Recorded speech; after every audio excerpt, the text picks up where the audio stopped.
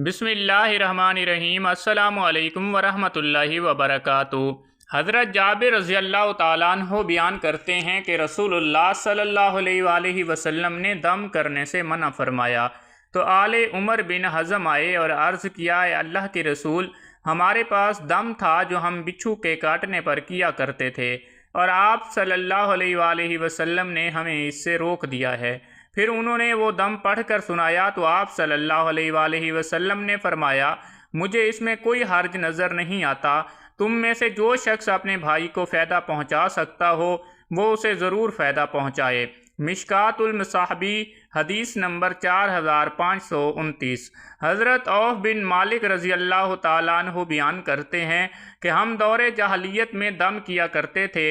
हमने अर्ज़ किया, अल्लाह के रसूल सल्लल्लाहु अलैहि वसल्लम, आप इस बारे में क्या इरशाद फरमाते हैं?